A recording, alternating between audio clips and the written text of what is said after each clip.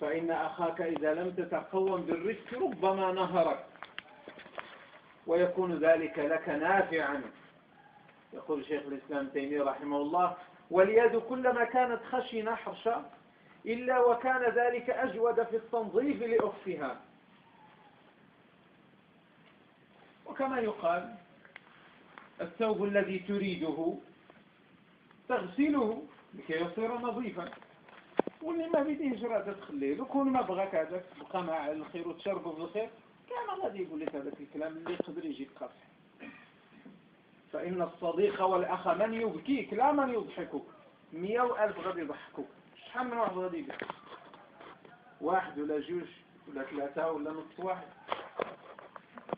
ثم المعنى الآخر الذي يحتاج فيه الناس إلى بعضهم، وهو التعاون على نشر الخير ودعوة الناس. باللي نكونوا احنا جوج غادي نهضروا مع شي واحد نقولوا له: اتق الله، لا تليق بك هذه الحالة، أنت في كل يوم لا تنام حتى الصبح ولا تصلي مع المسلمين، ودائما رائحة الخمر منبعثة منك، والناس كلهم يتحاشونك وربما يدعون عليك، وكلهم متضجرون من سوء تصرفك في الحي. ومن إذا كنا اثنين سيكون ذلك أكثر تأثيرا عليه، ولو صرنا ثلاثة ازداد ذلك قوة. وإن لم نأتيه دفعة واحدة، ولكن آتيه أنا اليوم وأنت في الغد والآخر في اليوم التالي، كما قال الله تعالى لما بعث المرسلين إلى مدينة لا قرية في سورة ياسين: فعززنا بثالث. أرسل إليهم مرسلين ثم عزز بثالث يؤكد مقولة الاثنين السابقين. هذا يوجد في قصة موسى أيضا، حيث لما طلب الله جل وعلا ودعاه أن يبعث معه أخاه هارون، ذكر من سبب طلبه لذلك أنه يريده أن يعينه على دعوة قوم فرعون، فقال: هو أفصح مني لسانا، هارون أفصح مني لسانا، وأراده أن يكون معه يريد أن يصدقهم، فأراد أخاه لكي يتكلم معه بكلمة الله تعالى لأنه أفصح منه لسانا.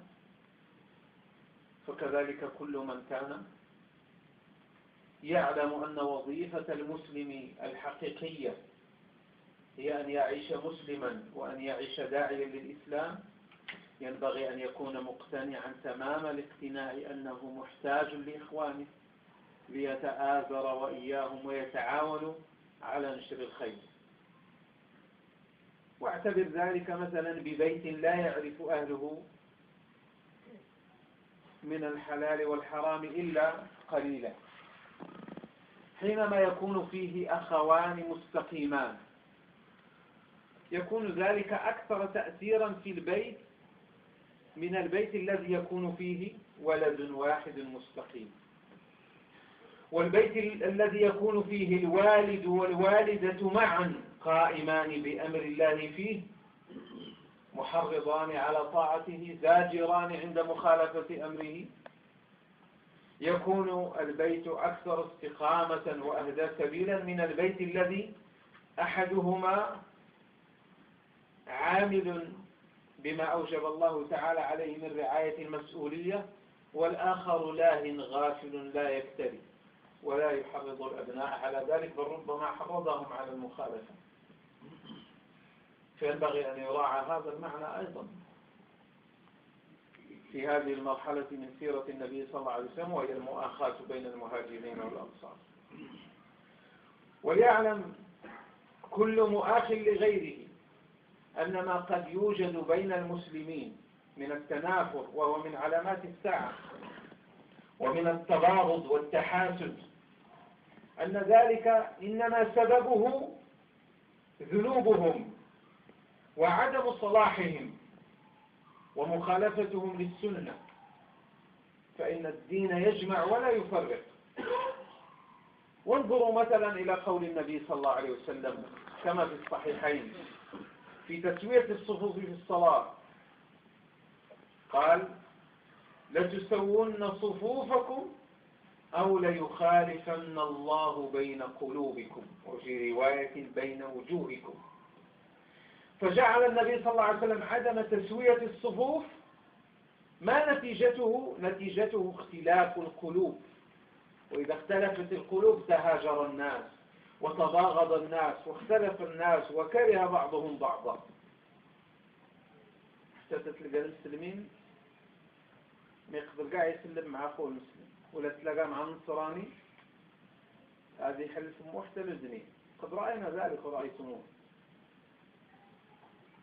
سبب ذلك قلة العمل وضعف العمل، وهذا شيء ظاهر. تسوية الصفوف إذا خالفوا السنة فيها يكون لذلك أثر في المسجد وخارج المسجد. وانظروا يعني مثلا إلى قول الله جل وعلا إن الذين آمنوا وعملوا الصالحات سيجعل لهم الرحمن ودا. فسر التفسيرين: الأول أن الذين آمنوا وعملوا الصالحات سوف يجعل لهم الله ودا منه، أي الله تعالى سوف يحبهم. وأعظم بهذا ثمرة، وأعظم بهذا مبتغا ومشروعا لكل راغب في طاعة في رضا الله جل وعلا. لأن الشأن ليس أن تحبه. أي واحد سألته هل تحب الله؟ لا شك أنه يقول على من أنا كافر، ولكن هل يحبك هو؟ ثم هل تحبه الحب الشرعي الذي ينتج عنه أن تقدم محبوباته وأن تقدم ما يحب على ما تحب نفسك؟ لهذا قال الفضيل بن عياض: إذا سئلت هل تحب الله إن قلت أحبه كذبت، وإن قلت لا أحبه كفرت. مش غادي تقول؟ إن قلت أحبه كذبت، والعمل ديالك ماشي ديال اللي تحب الله. صلاة تقام للجامع وانت تتبع وانت تشري وانت واقف ما تدير والو. تعرف أن الله حرم هذه الحاجة وانت تديرها. تعرف أن الرسول صلى الله عليه وسلم كان يقول هذه سنتي ومن رغب عن سنتي فليس مني، وانت تتخالفها ثم تقول تحب الله. تعرف أن الله تعالى يقول قل إن كنتم تحبون الله فاتبعوني، وانت ما تتبعش وتقول هذا تحب الله تعالى. والتفسير الثاني للآية إن الذين آمنوا وعملوا الصالحات سيجعل لهم الرحمن ودا، أي سيجعل بينهم مودة. فتجدهم كما وصف صلى الله عليه وسلم كأنهم جسد واحد، إذا اشتكى منه عضو تداعى له سائر الجسد بالسهر والحمى.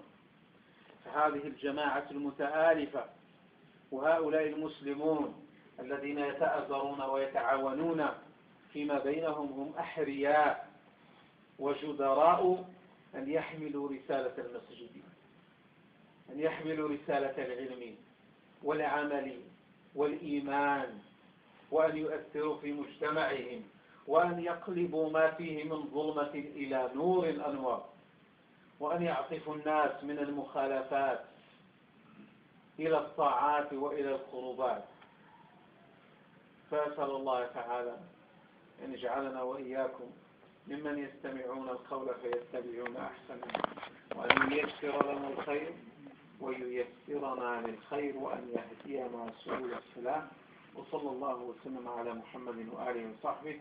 سبحانك اللهم وبحمدك، أشهد أن لا إله إلا أنت، أستغفرك وأتوب إليك.